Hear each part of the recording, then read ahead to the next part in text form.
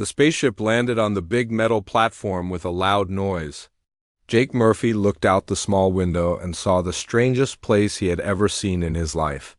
The buildings were tall and made of shiny silver metal. They twisted up into the purple sky like giant metal trees. Flying cars moved between them like birds. "Well, this is different from Brisbane," Jake said to himself. He picked up his old green backpack and walked to the ship's door. The bag had seen better days. His mom had used it when she was young, and now it had holes in 3 places.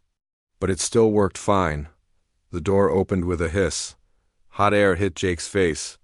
It smelled like metal and something sweet he could not name. He stepped outside and looked. Around, the ground under his feet was smooth and black.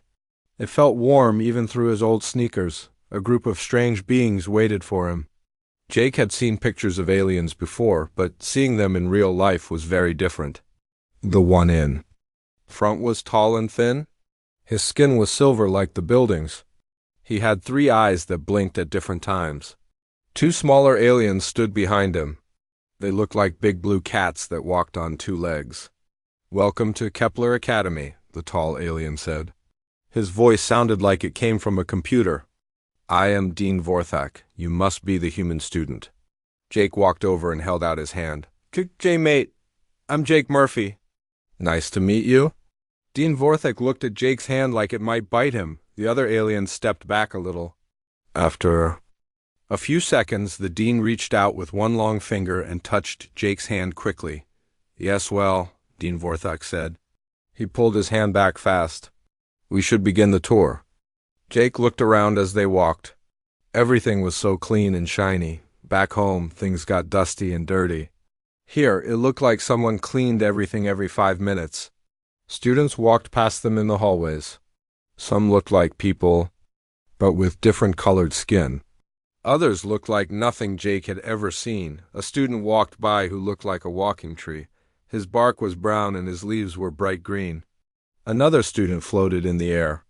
She was see-through like a ghost and glowed soft blue. "How many different types of students go here?" Jake asked. "We have students from 47 different worlds," Dean Vorthak said. He sounded proud. "This is the best school in the galaxy. Only the smartest students come here." Jake scratched his head. His brown hair was messy from the long trip. "Well, I hope I don't let the side down then." They walked into a big room full of books. But these books floated in the air and glowed different colors. When Jake reached for one, it moved away from his hand. "The books are voice-controlled," Dean Vorthak explained. "You tell them what you want to know." "Right," Jake said. "Back home, we just open them and read." A small alien with purple fur was reading nearby. She heard Jake and looked up. Her big yellow eyes went wide when she saw him. "Is that a human?" She whispered to her friend. "I think so," her friend whispered back. "They look so strange, and that smell—" Jake sniffed himself. He smelled normal to him. Maybe a little like the ocean from his morning surf before he left Earth, and maybe a bit like the meat pie he had eaten for breakfast. Dean Vorthak showed Jake to his room. It was small but clean. The walls were white and smooth. The bed looked like it was made of light blue gel. There was a desk that came out of the wall when Dean Vorthak touched it. "Your roommate will arrive soon," Dean Vorthak said. "His name is 69947. He is from the Andromeda Galaxy. Very smart, very ... proper." Jake dropped his backpack on the floor. "Sounds good, mate. When do classes start?" "Tomorrow at sunrise." "Do not be late." "The teachers here do not like students who are late." After Dean Vorthak left, Jake sat on the strange bed. It was soft and warm. He pulled out his phone and tried to call home. No signal. He was really far from home now. He unpacked his few things. Some clothes, his favorite hat, a picture of his family, and a jar of Vegemite his mom had packed. He put the picture on the desk and opened the Vegemite. The smell filled the small room. Just then, the door opened. A tall, thin alien walked in. He was silver like Dean Vorthak, but younger.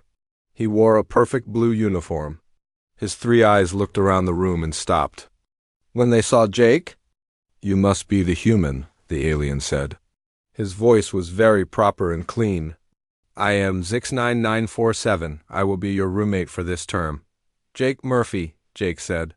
He stood up and held out his hand. Want some Vegemite on toast?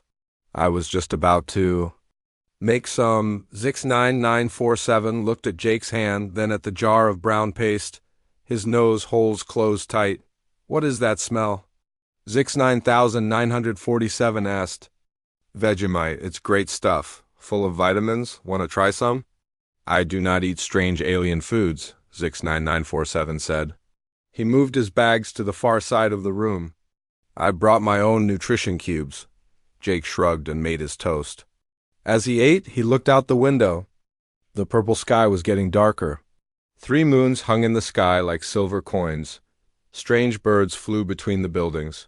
They had 4 wings each and sang in colors instead of sounds. This was going to be very different from his old university. Back home, the biggest worry was finding a parking spot and not being late for rugby practice. Here, he was the only human among aliens who thought he smelled funny and ate weird food, but Jake was not worried. His dad always said that people were people, no matter where they came from. Maybe aliens were not so different. Maybe they just needed someone to be friendly first. Jake finished his toast and got ready for bed. Tomorrow would be his first day at the best school in the galaxy. He wondered what he would learn. He wondered if he would make any friends. Most of all, he wondered if they had decent coffee anywhere on this planet. Good night, mate, he said to ZIX-9947. ZIX-9947 just turned off his light and went to sleep without saying anything back. Jake smiled and closed his eyes. This was going to be interesting. Jake's first morning at the academy started with a problem. He woke up early, like he always did back home. The purple sun was just coming up outside his window. He made his bed and got dressed in his usual clothes, old jeans, a t-shirt, and his favorite flip-flops. ZIX-9947 was still sleeping. The alien slept standing up in a corner, with his eyes closed but his mouth open. Soft humming sounds came out of his mouth. Jake tried to be quiet, but when he opened his jar of Vegemite, ZIX-9947's eyes snapped open. What is that horrible smell? ZIX-9947 asked. Just breakfast, mate, Jake said. He spread the dark brown paste on his toast. Want some? It's really good for you. ZIX-9947 made a face like he was going to be sick. Humans eat the strangest things. That looks like industrial lubricant. Jake took a big bite. Tastes better than it looks. My mom always said Vegemite puts hair on your chest. Why would you want hair on your chest? ZIX-9947 asked. He looked. Very confused. Jake just laughed and finished his breakfast. He grabbed his backpack and headed for his first class. The hallways were full of students. They all looked so serious and smart. Their uniforms were perfect and clean. Jake felt a bit out of place in his casual clothes. His first class was Advanced Xenobiology with Professor Quintlex. The classroom was huge and round. Students sat in floating chairs that moved up and down. Jake found an empty chair and tried to figure out how to make it work. You just think about where you want to go, said a voice next to him. Jake turned and saw a student, who looked like a giant blue octopus. She had friendly purple eyes. I'm Lucy, I'm from the Centauri system. Jake, he said, from Earth, thanks for the help. Jake thought about going up and his chair started to rise. But it went too fast and too high. Soon he was almost touching the ceiling. Other students looked up at him and started to whisper. Think about coming down slowly, Lucy called up to him. Jake tried, but the chair jerked and spun. He grabbed onto it tight as it bounced around the ceiling like a balloon. Finally, it came down fast and landed with a loud bump. All the other students stared at him. Professor Quintlex walked in just then. He was tall and thin with green skin and 4 arms. His voice was deep and serious. Today we will study the most dangerous creatures in the galaxy, Professor Quintlex said. These beings have caused the destruction of entire civilizations. He pressed a button and a huge picture appeared in the air. It showed a scary monster, with big teeth and glowing red eyes. The void serpent of Proxima Centauri, Professor Quintlex said. Nothing can stop these creatures. They are faster than our fastest ships. Their skin cannot be cut by any known weapon. They are the perfect killing machines. Jake looked at the picture. The creature did look mean, but it reminded him of something. They're just like drop bears, Jake said out loud. The whole classroom went quiet. Professor Quintlex stopped talking and stared at Jake. What did you say? Professor Quintlex asked. Drop bears, Jake said. We have them back home in Australia. They look a lot like that thing, but bigger and meaner too. A student in the front row made a scared noise. Bigger and meaner than void serpents? Oh yeah, Jake said. Drop bears will wait in trees for hours just to drop on your head. One time, my Uncle Barry got attacked by 3 of them at once. He fought them off with just a stick and a sandwich. Professor Quintlex's 4 hands started to shake. Your planet has creatures more dangerous than void serpents? Well, drop bears aren't the worst things we've got, Jake said. There's also box jellyfish, taipan snakes, funnel web spiders, blue-ringed octopus, cone snails, and crocodiles that can grow as big as a bus. By now, several students were crying. Lucy the octopus had turned white instead of blue. Even Professor Quintlex looked scared. Perhaps we should move on to a different topic, Professor Quintlex said quickly, after class. Jake walked to his next class with Lucy. She kept looking at him like he might suddenly turn dangerous. Is your planet really full of monsters? She asked. Nah, they're not that bad once you know how to handle them, Jake said. Most of them just want to be left alone. You just have to be smart about it. His next class was Hostile Environment Survival. The teacher was a robot named Unit 47. The classroom looked like a jungle with thick trees and vines everywhere. Today you will navigate through a dangerous jungle environment, Unit 47 said in a metal voice. You will face holographic predators. Use your training and equipment to survive. Work in teams, be careful, be smart. All the other students put on special armor and picked up high-tech weapons. They formed careful groups and started making plans. Jake looked at all the equipment but didn't take any. Aren't you going to take any gear? Lucy asked. She was covered in silver armor from head to toe. Nah, I'm good, Jake said. He checked his pockets. He had his wallet, his phone that didn't work, and a small knife his grandfather had given him. This should be enough. Unit 47 started the test. Suddenly, the room filled with the sounds of a real jungle. Birds called from the trees. Water dripped from leaves. Something big moved in the bush. The other students moved slowly and carefully. They scanned everything with their fancy equipment. They whispered to each other and made hand signals. Jake just walked straight down the middle of the path. He looked around with interest, like he was taking a walk in a park. When a holographic tiger jumped out at him, he stepped to the side and kept walking. Good day, kitty, he said to the tiger. The tiger looked confused and disappeared. Jake walked through the whole jungle in 10 minutes. He came out the other side while the other students were still at the beginning, planning their route. Unit 47's metal head spun around 3 times. How did you complete the course so fast? It wasn't that hard, Jake said. Just had to pay attention. And not overthink it. Most animals don't want to fight unless they have to. But the predators, Unit 47 said. The dangerous creatures. They were just holograms, right? Jake said, even if they were real, you just have to show them you're not scared. Animals can smell fear. By now, a crowd of students had gathered around Jake. They looked at him like he was some kind of superhero. How are you not afraid? Asked a student who looked like a walking crystal. Fear doesn't help, Jake said.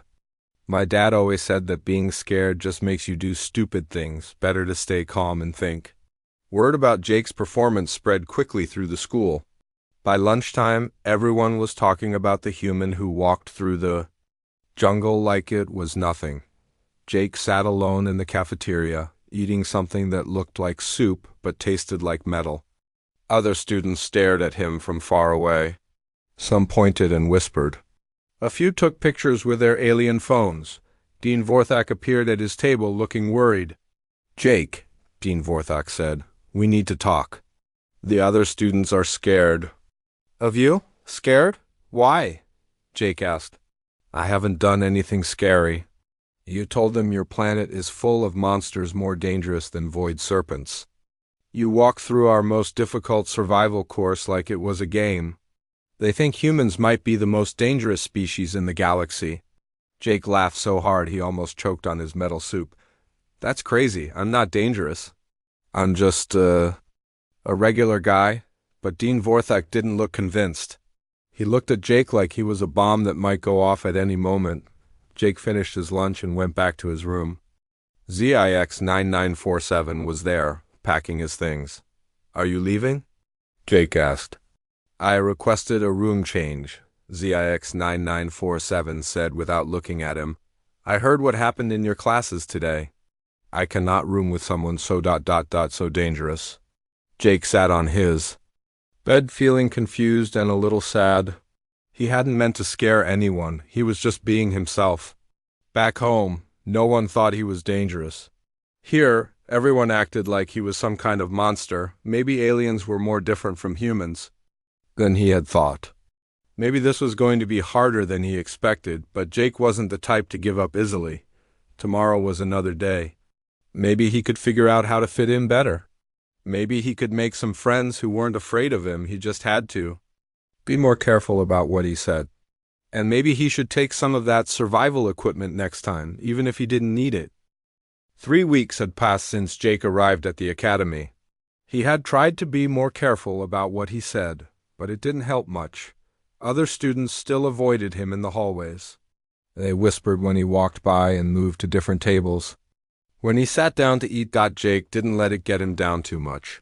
He had always been good at making the best of bad situations. Back home in Australia, his friends called him the most laid-back person they knew. He figured the other students would warm up to him eventually.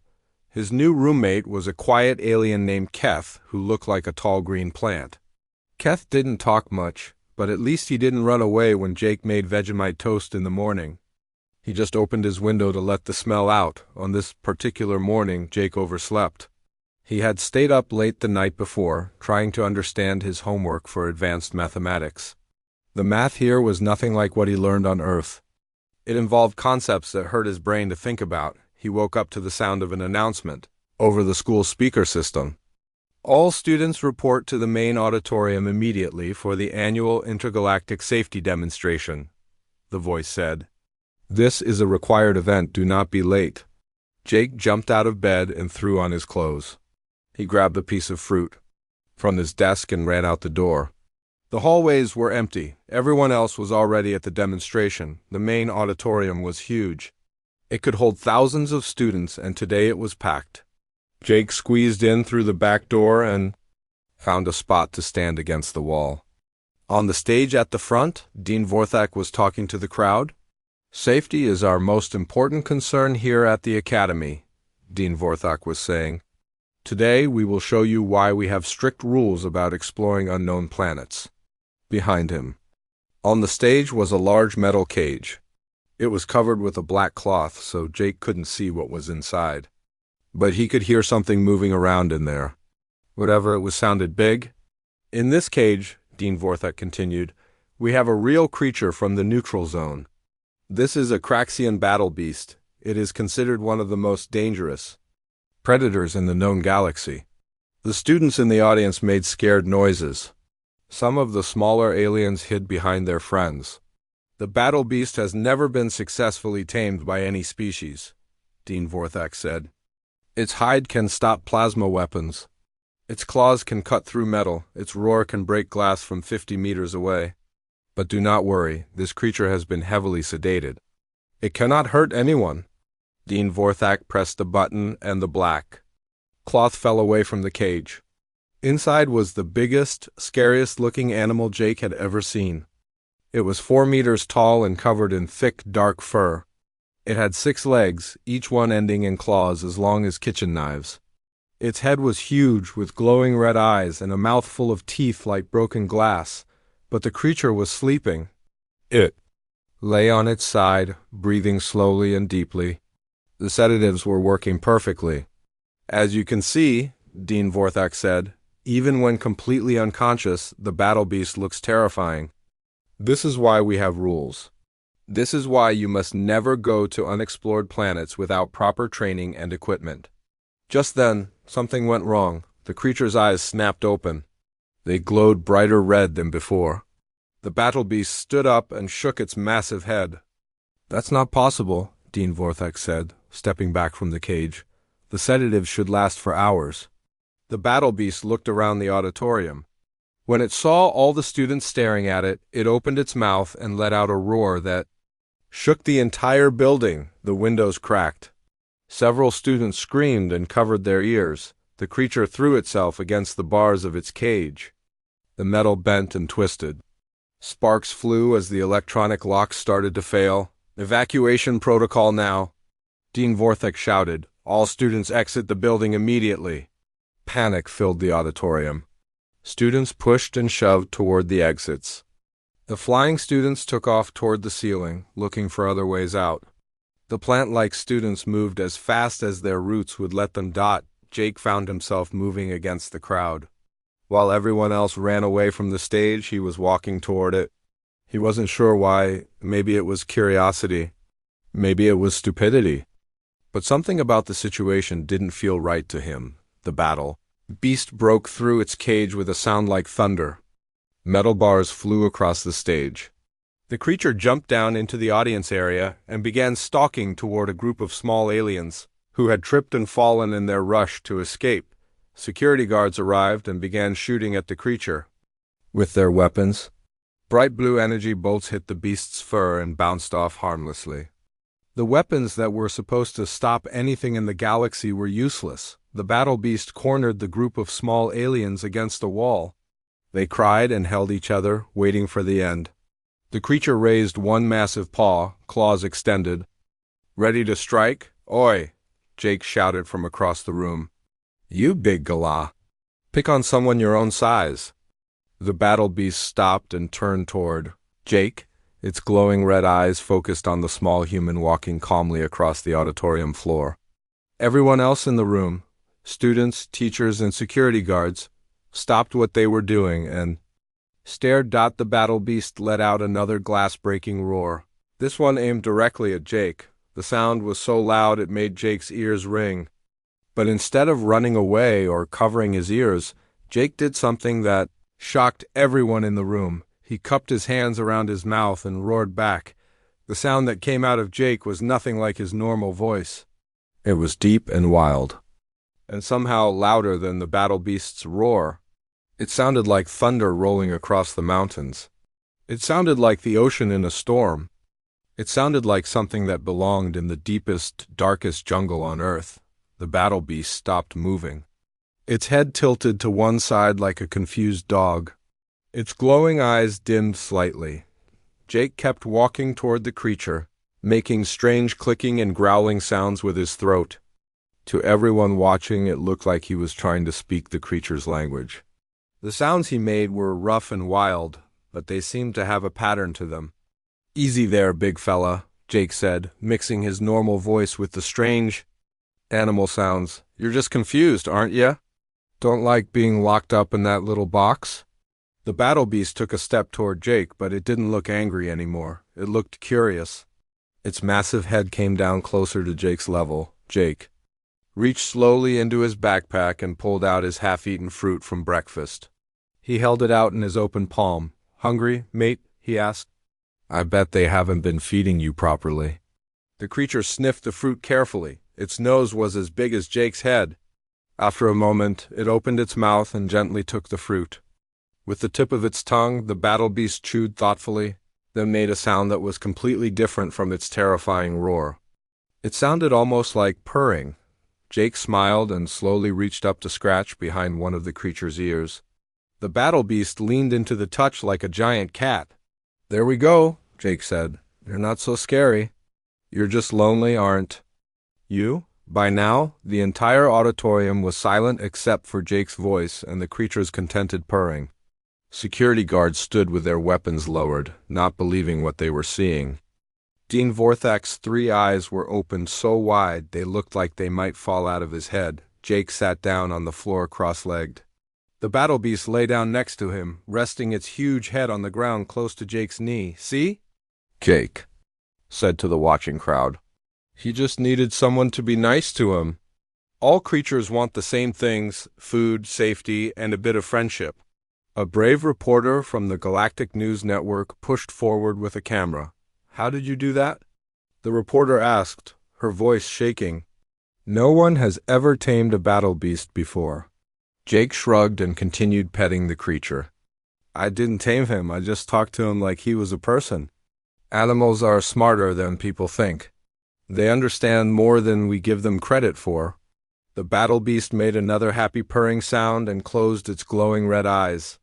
What's your secret? The reporter asked. No secret, Jake said. My dad always told me that every living thing just wants to be understood. Doesn't matter if it's a person, a dog, or apparently a giant space monster.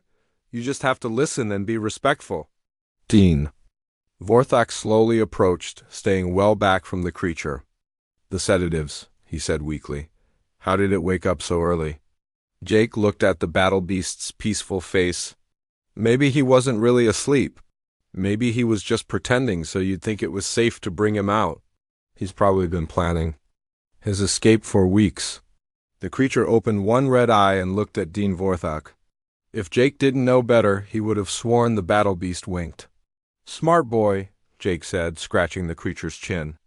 Too smart to be locked up in a cage. The demonstration was supposed to show students how dangerous the galaxy could be. Instead, it showed them something completely different. It showed them that maybe the scariest creatures in the galaxy just needed someone to treat them with kindness, and it showed them that the quiet human from Australia might be the most remarkable student the Academy had ever seen. News of what Jake had done spread across the galaxy faster than the speed of light. Within hours, every major news network was talking about the human student who had tamed a Craxium battle beast with nothing but kindness and a piece of fruit. The video of Jake sitting calmly with the massive creature was watched by billions of beings across thousands of worlds. In the video, Jake looked so small next to the battle beast, but somehow he also looked completely in control of the situation. Jake himself had no idea he was famous. He spent the rest of that day in the Academy's medical center, not because he was hurt, but because every alien doctor and scientist wanted to examine him. They wanted to know how a human could do something that no other species had ever managed. There must be something special about human biology, said Dr. Fex, a blue-skinned doctor with tentacles instead of arms. Perhaps humans produce special chemicals that calm aggressive creatures. Jake sat on the examination table in his underwear while Dr. Fex waved various alien medical devices over his body. The machines beeped and flashed different colors. I don't think it's anything special about my body, Jake said. I just grew up around animals. My family had dogs, cats, horses, and chickens. You learn to read their moods. But battle beasts are not Earth animals, Dr. Fex said. They evolved on a completely different world. How could you understand its behavior? Jake thought about this while Dr. Fex took samples of his blood, saliva, and hair. Maybe all animals are more similar than we think, Jake said. Fear looks the same, whether it's on a dog's face or a battle beast's face. Anger looks the same too, and so does loneliness. Dr. Fex made notes on his electronic pad. Fascinating. You believe emotions are universal across species? Well, yeah, Jake said. Don't you? When you're scared, don't you want someone to help? You feel safe? When you're angry, isn't it usually because something isn't fair? When you're lonely, don't you want friends? Dr. Fex's tentacles stopped moving. He had never thought about emotions that way before. Meanwhile, in his office, Dean Vorthak was having the worst day of his career. His communication device had not stopped ringing since the incident. Every government, military organization, and research institute in the galaxy wanted to know about Jake Murphy. The first call came from the Andromedan High Council.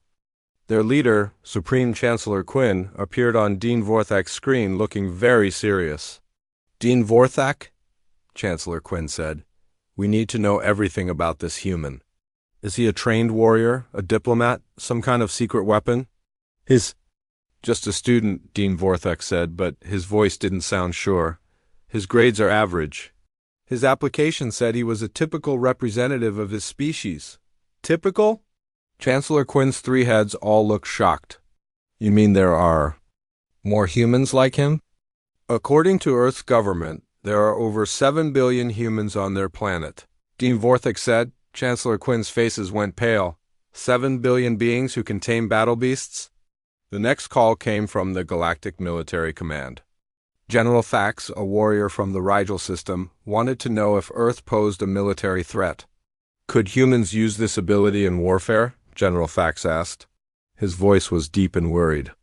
Could they turn our own guard animals against us? I don't think Jake was trying to control the creature, Dean Vorthok said. He seemed to be communicating with it. Even worse, General Thax said. If humans can talk to any species, they could negotiate with our enemies. They could make allies out of our most dangerous opponents. The calls kept coming all day. Scientists wanted to study Jake. Diplomats wanted to hire him. Military leaders wanted to either recruit him or keep him away from their enemies. But Jake knew nothing about any of this. After the doctors finished their test, he went back to his room. Keth, his plant-like roommate, was there waiting for him. Are you famous now? Keth asked. His voice sounded like leaves rustling in the wind. I don't think so, Jake said. I just helped out a scared animal. Anyone would have done the same thing. No, Keth said. No one else would have done that. Everyone else ran away. You ran toward the danger. Jake sat on his bed and thought about this. Back home, we have a saying, if you're not part of the solution, you're part of the problem. The poor thing was scared and confused. Running away wouldn't have helped. That evening, Jake went to the cafeteria for dinner. As soon as he walked in, the entire room went quiet.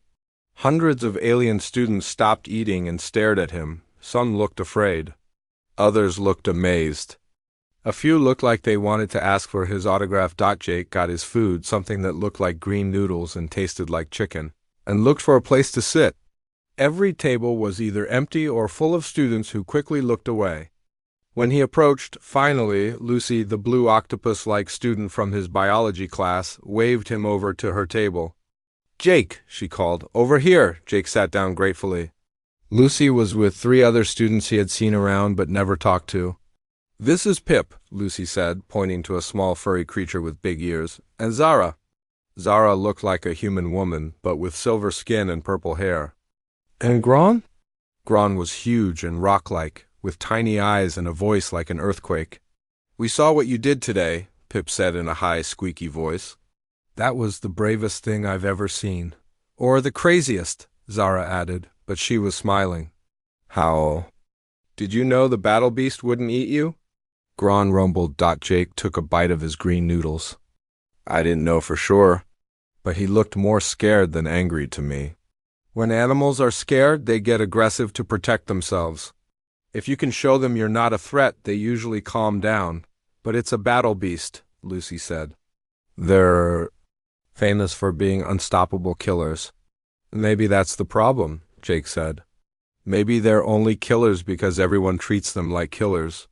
If you expect someone to be your enemy, they probably will be. The other students thought about this while they ate. It was a completely different way of looking at dangerous creatures. On your planet? Zara asked. Are there really animals more dangerous than battle beasts? Jake laughed. Well, I might have exaggerated a bit about the drop bears. But we do have some pretty nasty creatures. The thing is, most of them don't want to hurt you unless you threaten them first. What about sharks? Pip asked. I heard humans have creatures called sharks that eat people. Sharks mostly eat fish, Jake said. More people are killed by lightning each year than by sharks. And way more people are killed in car accidents. The dangerous things are usually the ones you don't expect. Over the next few days, Jake's life at the academy changed completely. Students who had avoided him before now wanted to be his friends. Teachers treated him with new respect. Even Dean Vorthik seemed nervous around him. Jake didn't understand what the big deal was. He had just done what felt right in the moment. But to everyone else, he had done the impossible. The battle beast, meanwhile, had been moved to a new home. In the Academy's xenobiology department, Instead of a small cage, he now lived in a large outdoor area with trees and grass. The creature seemed much happier in his new environment. Jake visited him every day after classes. He brought snacks and sat with the creature while doing his homework. The battle beast, who Jake had started calling Bruce, seemed to enjoy the company. "You know," Jake said one afternoon while scratching behind Bruce's ears, "I think people have been misunderstanding you for a long time." Bruce made his happy purring sound and rested his massive head on Jake's lap. Dr. Klein, the head of the xenobiology department, watched this interaction from a safe distance. She was a tall, thin alien with gray skin and large black eyes. "It's remarkable," she said to her assistant. "The creature shows no signs of aggression when the human is present. Its stress hormones are at the lowest levels we've ever recorded." "How does he do it?" the assistant asked. Dr. Klein shook her head. "I've been studying animal behavior for 50 years, and I've never seen anything like this. The human seems to have an intuitive understanding of creature psychology that surpasses all our scientific knowledge." But Jake would have laughed if he could hear this conversation. To him, he was just being friendly to a lonely animal. It was the most natural thing in the world. What Jake didn't know was that his simple act of kindness was about to change the way the entire galaxy thought about dangerous creatures, interspecies communication, and the mysterious species called humans. The legend of Jake Murphy was just beginning. 2 months after the Battle Beast incident, Jake's life had become very strange. He was still just trying to pass his classes and make friends, but the rest of the galaxy seemed to think he was some kind of miracle worker. Every day Jake received messages from government officials, scientists, and military leaders from across the galaxy. They all wanted the same thing: to understand how he had tamed the most dangerous creature known to exist. Jake tried to explain that he hadn't tamed Bruce at all. He had just been nice to him. But no one seemed to believe that it could be that simple. "There must be more to it," insisted Dr. Vex during one of their daily interviews. "No species in galactic history has been able to communicate with battle beasts. Maybe no one ever tried just talking to them like they were people," Jake said. He was getting tired of explaining the same thing over and over. Meanwhile, word had spread to other dangerous creatures in the Academy's research facility. The xenobiology department had started bringing Jake to meet other supposedly untamable animals. First was a void serpent, the same species Professor Quintlex had talked about in biology class. The snake-like creature was 3 meters long with scales that shifted color like oil on water. It had been captured from a destroyed space station and was considered too dangerous to study closely. When Jake entered its enclosure, the void serpent immediately reared up and spread its hood, showing rows of poisonous fangs. The watching scientists prepared to activate the emergency barriers, but Jake just sat down on the floor and started talking. "Hey there, beautiful," he said calmly. "You're a long way from home, aren't you?" The void serpent tilted its head, listening to Jake's voice. After a few minutes, it lowered its hood and slithered closer. Soon it was coiled peacefully around Jake's shoulders like a giant, deadly scarf. "He's just homesick," Jake explained to the amazed scientists. "These creatures are social. They live in groups. Being alone in a cage would drive anyone crazy." Next was a crystalline horror from the Vega system. The creature looked like a walking diamond with too many arms and eyes that glowed like stars. It had been found on a mining ship where it had supposedly killed the entire crew within an hour of meeting Jake. The crystalline horror was sitting peacefully while Jake taught it to play a simple card game using pieces of colored paper. "She's actually quite smart," Jake told Dr. Klein. "I think she was just defending herself on that mining ship. Wouldn't you fight back if someone was trying to dig up your home?" The final test came when they brought Jake to meet a nightmare, spawned from the darkest regions of space. This creature was so dangerous that even its name was classified. It looked like living shadow with too many teeth and claws that could cut through reality itself. The nightmare spawn had been kept in complete isolation for years because it drove anyone who looked at it insane with fear. Jake walked into its containment chamber wearing nothing but his usual clothes and carrying a sandwich his mom had taught him to make peanut butter and jam on white bread. The nightmare spawn emerged from the shadows, its form shifting and changing in ways that hurt to look at. The watching scientists turned away, but Jake looked directly at the creature. "You're beautiful," he said simply. The nightmare spawn stopped moving. In all its existence, no one had ever called it beautiful. No one had ever looked at it without fear or disgust. Jake sat down and shared his sandwich with the creature. By the end of the day, the nightmare spawn was curled up next to Jake like a cosmic cat, purring in frequencies that made the walls vibrate. "I don't think it's a monster at all," Jake told the scientists. "I think it's an artist. Look at the way it moves. It's like watching someone paint with light and shadow." News of these encounters spread across the galaxy even faster than the first incident. Governments that had been worried about Jake before were now terrified. If one human could befriend every dangerous creature they met, what did that mean for galactic security? The Andromedan High Council called an emergency session. Representatives from every major civilization gathered to discuss what they were calling the human problem. "We cannot allow Earth to have this advantage," declared General Thax. "If they can turn any creature into their ally, they could conquer the galaxy without firing a shot." "Perhaps we should conquer them first," suggested Ambassador Crix from the Centauri Federation. "A preemptive strike before they become too powerful?" But Chancellor Quinn raised a hand for silence. "We are missing something important," she said. "This human, Jake Murphy, has not used his ability to threaten anyone. He has not asked for power or money. He simply helps creatures that are suffering." "That makes him even more dangerous," General Thax insisted. "A conqueror we could understand and fight, but someone who helps others? That could inspire loyalty across the entire galaxy." Back at the academy, Jake was completely unaware of these political discussions. He was too busy with his new job as the academy's creature consultant.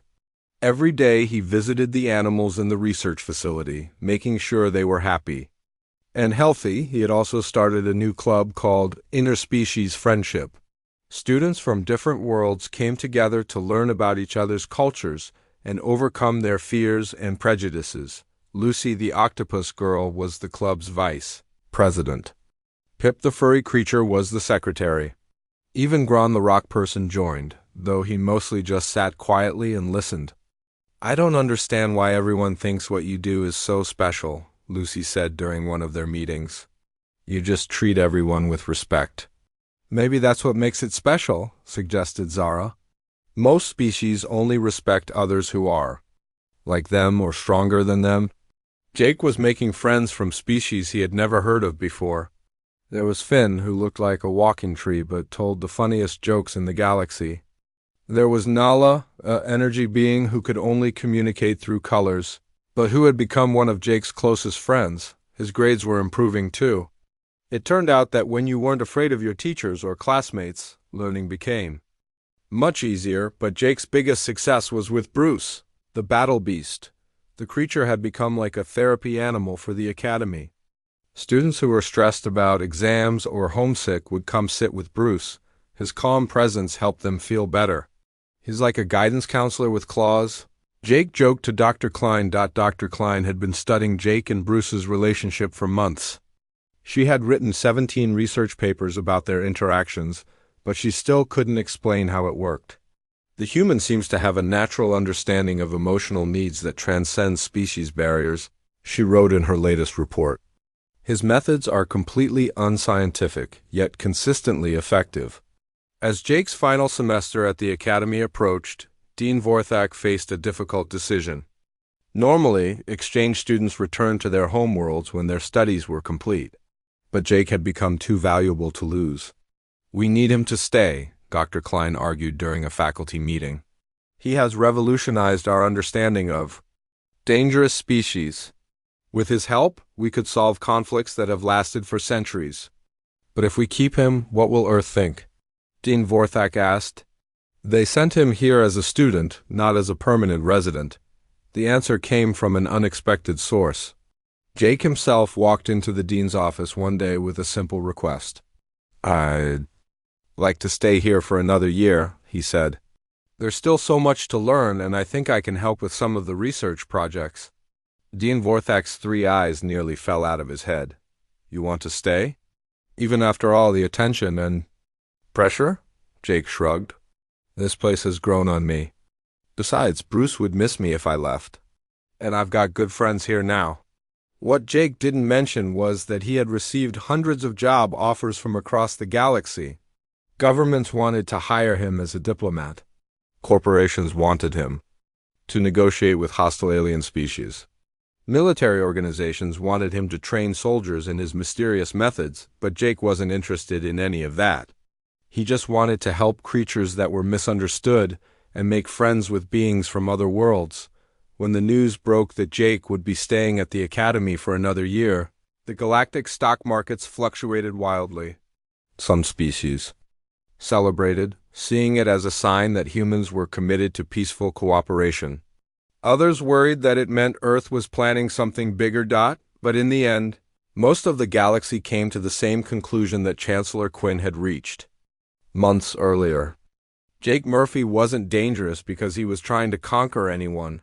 He was dangerous because he made everyone around him want to be better, and maybe, just maybe, that was exactly what the galaxy needed on his last day as an exchange student. And his first day as a permanent resident, Jake sat with Bruce in the afternoon sun. The battle beast was contentedly chewing on an apple while Jake worked on his homework. You know what, Bruce? Jake said, scratching behind the creature's massive ears. I think we're going to like it here. Bruce made his happy purring sound and rested his head on Jake's lap. Around them, students from dozens of different worlds walked by, no longer afraid of the creature they had once considered a monster. Jake smiled and went back to his homework. He had no idea that his simple act of kindness had changed the course of galactic history. He was just a guy from Australia, trying to make friends and help out where he could. But sometimes,